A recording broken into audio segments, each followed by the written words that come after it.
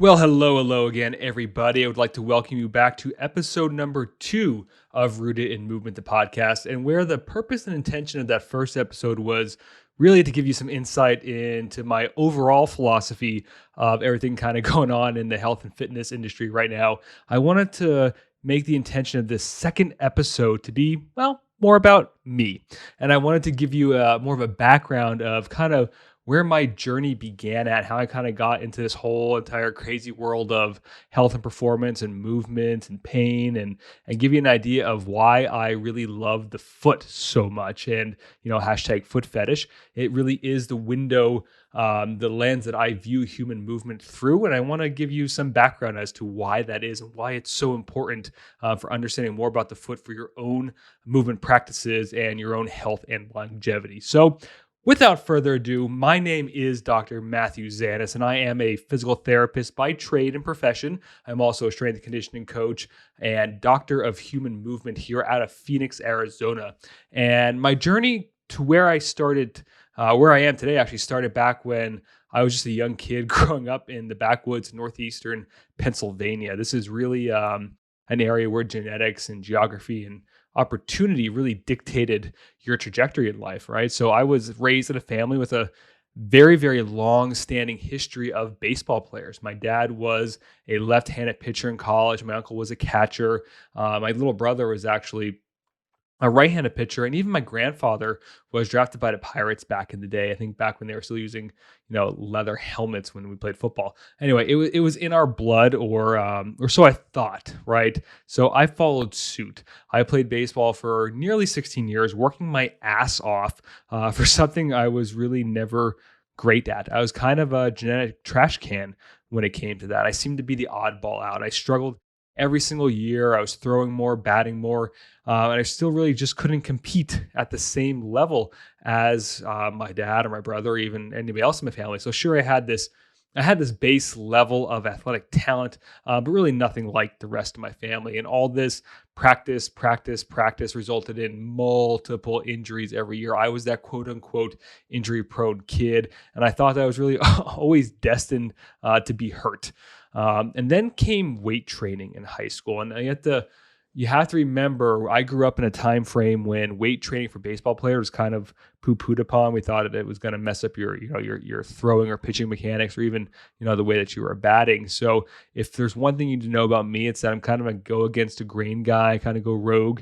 And I went into high school, into the weight room, against the advice of all the coaches, right? And so this was a very pivotal time point for me, though, because this is where I discovered that I was really a much better coach than an athlete and a much, much better provider than a player. And I became passionate about getting stronger. And it's really where I realized that all the physical therapy that I went through for my own various injuries was really and truly ineffective without good quality movement instruction that was solidified through resistance training. And that's the key, that it was solidified through resistance training. And this love for combining the principles of rehabilitation and strength conditioning and movement all really followed me then throughout my training at an athletic training school at the University of Pittsburgh, and eventually into my physical therapy training for my doctorate down at Duke, North Carolina. And it truly is the essence and the philosophy embedded within the work I do with the highest level of our nation's military and special operations and professional athletes and Olympians, and even down to my high school athletes and soccer moms here in Arizona. So really, to me, rehabilitation and training for performance, they're one and the same. They may fall on different ends of the spectrum of athleticism, so to speak, but the process of progression is pretty identical. It's truly about understanding your weaknesses. And when you understand your weaknesses, you can learn from them. And learning how to move your body well and building capacity and durability with progressive overload using some type of resistance training. And it doesn't need to be with weights, but learning how to really truly control your joints against gravity is the most basic expression of this. It allows you to handle whatever life is going to throw your way. And we do this by understanding where all movement begins. And that, my friends, is with the feet, which is where this love and this passion and really this obsession was kind of born. Because to me, injury and training are really great teachers. and I was injured a lot. Injury helps you discover your weaknesses. And I mentioned that I was, a baseball player for a long time, but I also really played football and track and field and wrestled a bunch too. And I was predominantly a catcher when I played baseball for most of those years. But regardless, with all those sports and athletics, if you're anything like me, you understand what it's like to be in cleats or athletic shoes the majority of your life. And truly, I didn't know how to even squat with my heels down because as a catcher, I was up on my toes for majority of that time frame. So what ended up happening is my feet began killing me, like absolutely killing me, aches and pains later into my high school years. And, my parents not really knowing any better, they did what they thought was best for me, right? They were very well-intentioned parents, and they provided me with literally the best cushiony shoes, expensive orthotics that money could buy. And they would help temporarily, but I would always regress back to square one. And square one looked like a multitude of things, really. It was about Achilles tendon pain, plantar fasciitis, multiples of ingrown toenails from the pressure of the shoes, pushing up against the nail beds. And I also started to really experience episodes of one-sided low back pain on my left side and shoulder issues in my right. I was really a hot fucking mess. I ended up relying on a lot of self-mobilization, some occasional manipulations, and very, very frequent time-consuming soft tissue work in the form of like foam rollers and lacrosse balls, just to provide me with some form of relief and really semblance of being normal. And not to mention that, my feet, they looked like flippers, and I walked like a duck a lot too. So from a personality standpoint, it kind of really hit my ego. It made me really self-conscious about, the way that I looked and the way that I ran and walked. And the fact that I needed to be in these big cushy shoes just to, I couldn't even have my shoes off for like more than 20 minutes without them being in agonizing pain. And it wasn't until I got to PT school that I started to put the pieces together. Remember, because, all these injuries are great life lessons, and I did a lot of introspection there, right? So I started to realize that all the problems I was experiencing, they were actually coming from my feet. So I had this light bulb, this epiphany moment where I thought, why not strengthen them? Sounds like a novel idea, right? If I put as much focus and attention as I do into my biceps, I could surely put that attention into my feet. So it was in that moment that I began to put my head down and really build out a program and a plan to fixing my feet for good. And it was over a 3-year time period. And that's a key point to understand here. It took me 3 years. This stuff doesn't happen overnight, folks. Like, you have to actually dedicate a lot of time and energy to it. But over a 3-year time period of progressively exposing my feet to more sensation and surfaces and training them to be barefoot, my shoe size went from a size 12.5 to a size 10.5 shoe. Yeah, I'm going to stop there and pause and let you digest that. My shoe size actually shrank because I had reclaimed my arch and the function of my feet. And I went from these really wide, turned out, flat feet into a semblance of a more normalized arch. My feet were no longer plastered to the ground like pancakes. And over the years, my mobility improved, and all those nagging aches and pains, it began to disappear, and really for good. Now, I'm not saying that I am, immune to injuries and pain. Nobody is. But for me, the frequency drastically decreased. I still put myself into some compromising positions here and there, and tend to learn from those mistakes as I venture into new movement practices, but it's all part of the process, right? So in order to give you guys a better understanding of how the foot functions to enhance our movement potential, we need to actually understand and take a look at a little bit of functional anatomy, because I really want to give you guys some background as to how complex the foot is, and just how valuable, though, that it is for your movement and for reducing pain and compensation and movement dysfunction. So the foot it's made up of 26 bones, 33 joints, 19 muscles, 10 tendons, and 107 ligaments.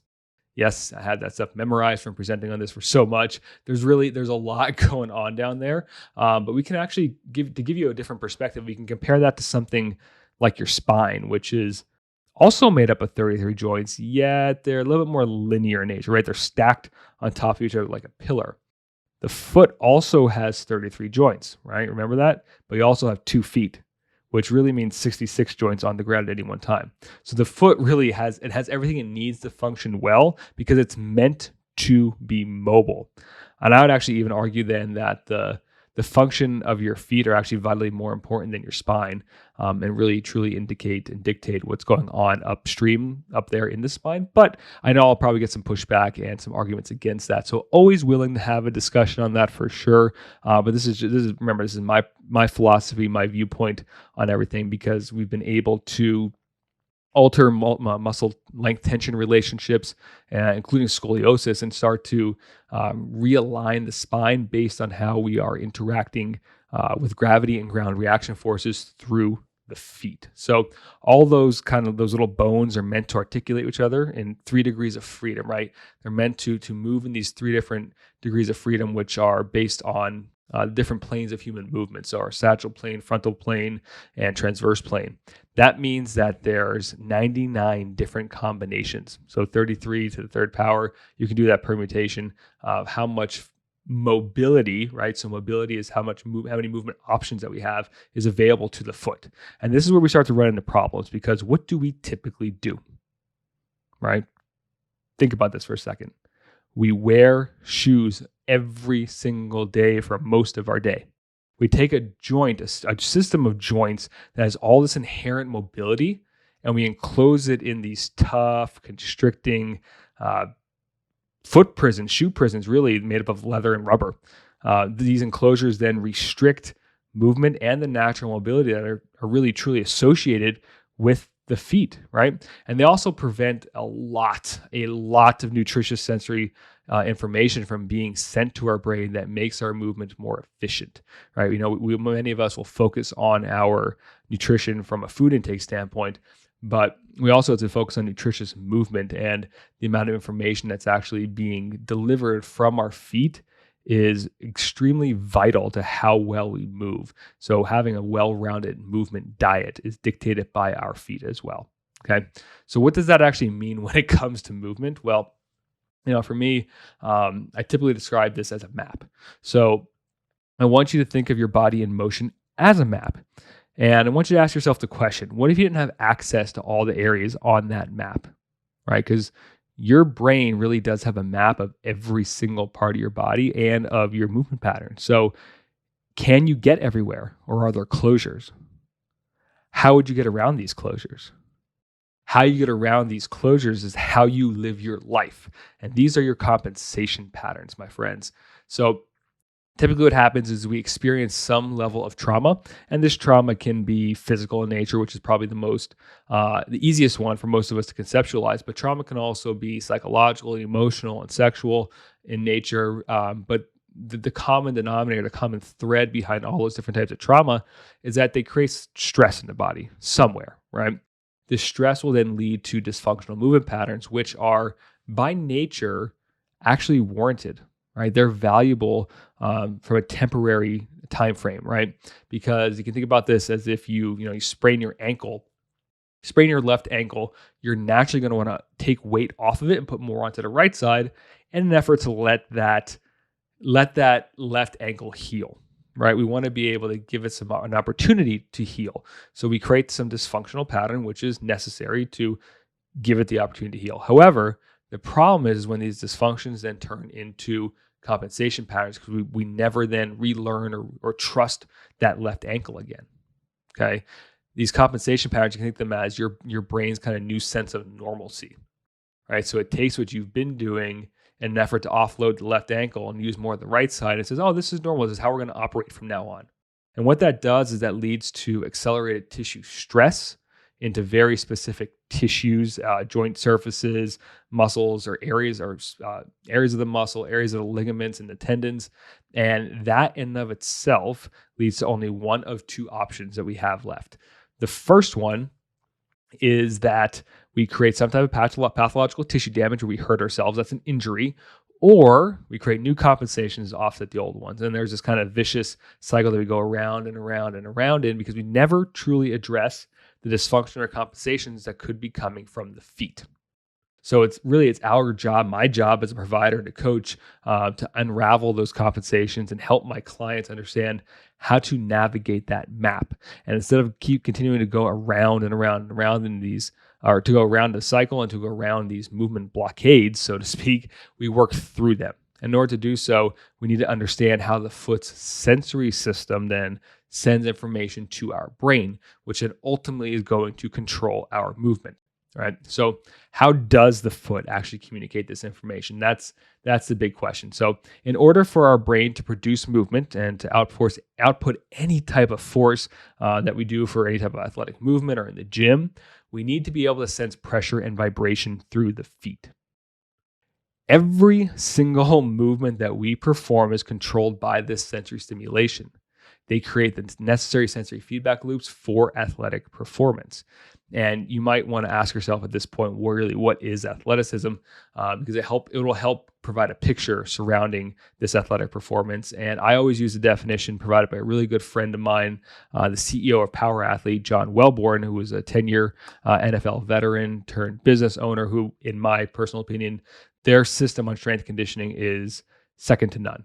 Okay, they have the best education system when it comes to training coaches out there, period. And he defines athleticism as the seamless and effortless combination of patterns through space to accomplish tasks.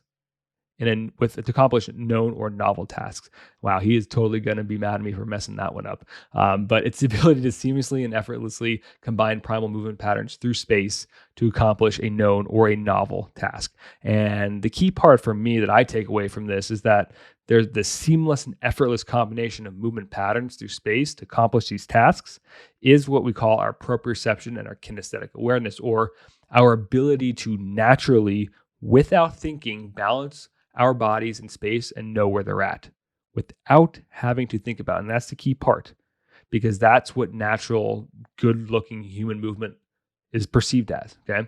And the question then becomes, how do we develop this awareness? And the simple answer is obviously through training, but training what? And that is really sensory stimulation under varying types of input, different loads, different patterns, different practices, really changing the different constraints that we place on our human body system to really develop a more robust mind-body connection.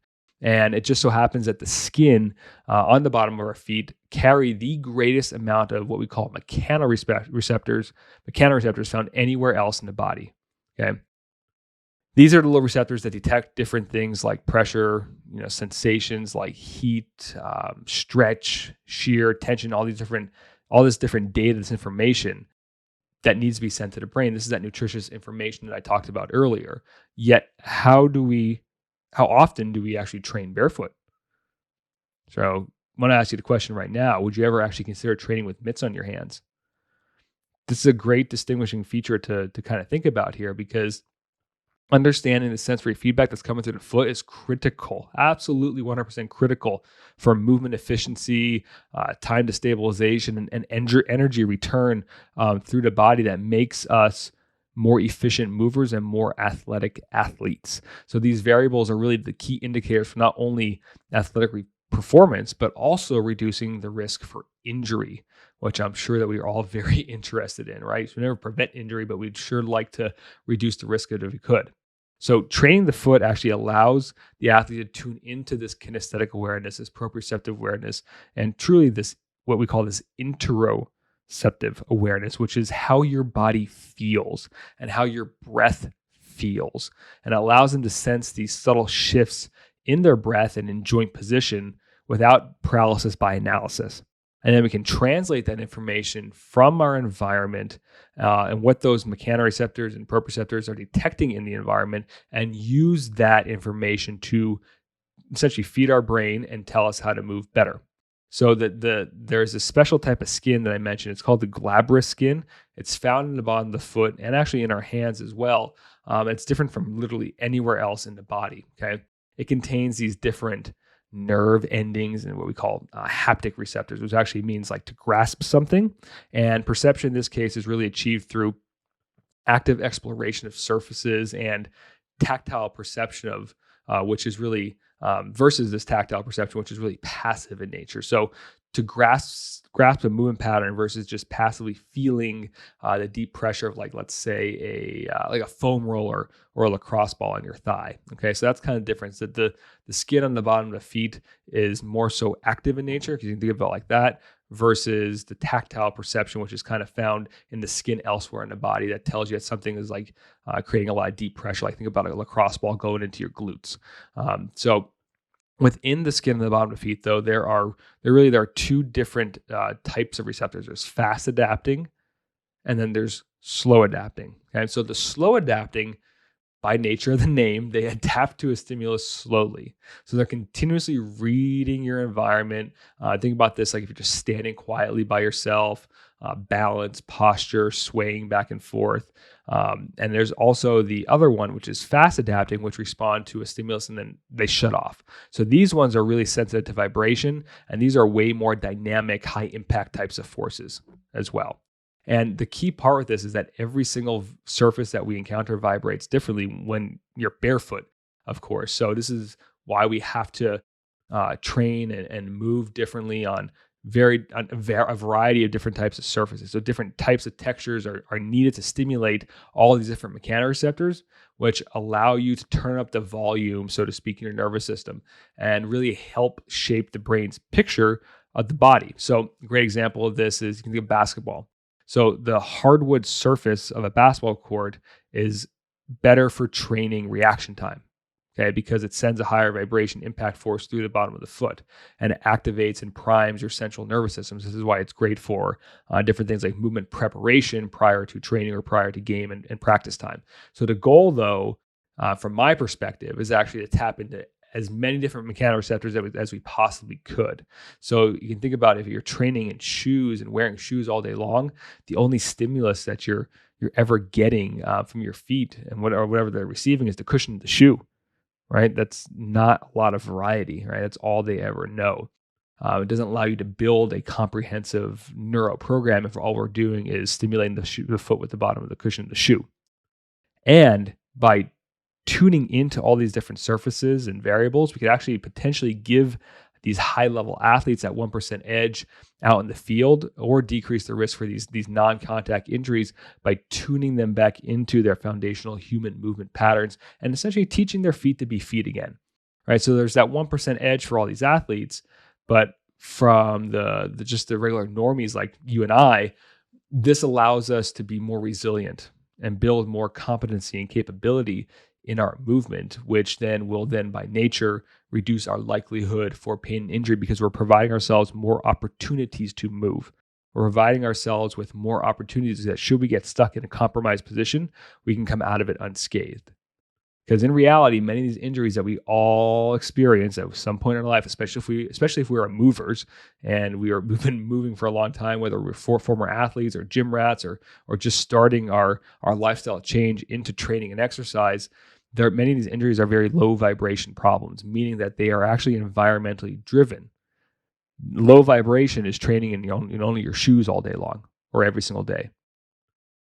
We need to then feed more into the nervous system with this nutritious movement throughout the day by training on different surfaces like grass and gravel and rubber and carpet. It's all sending different information, okay?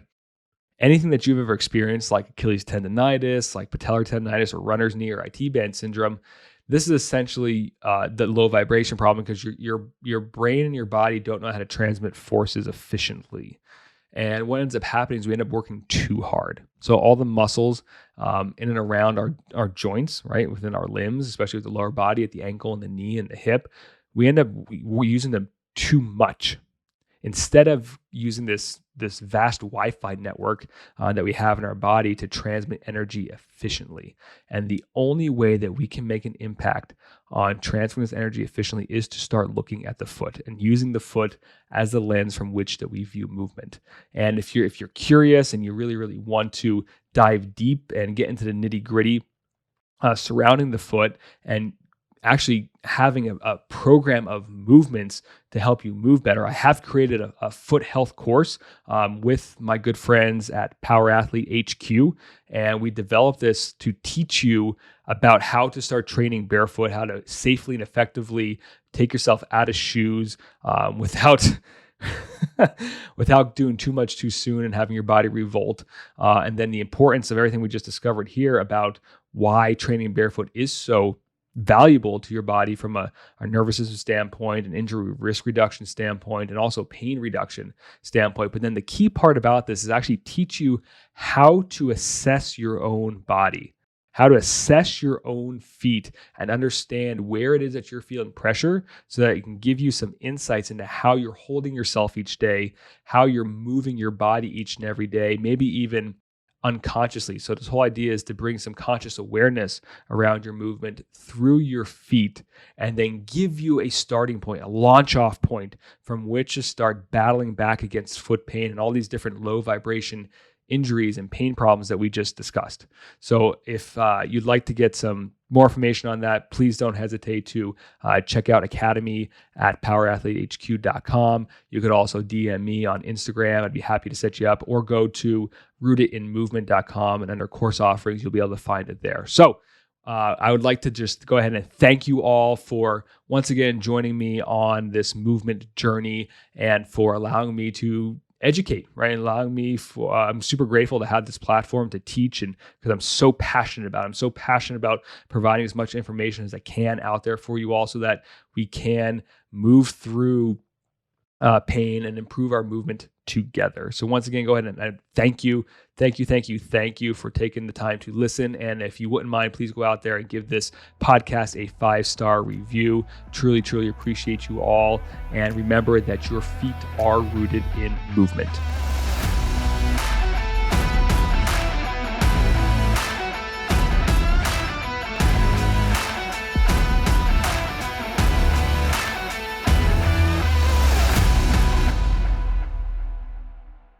I am Thor.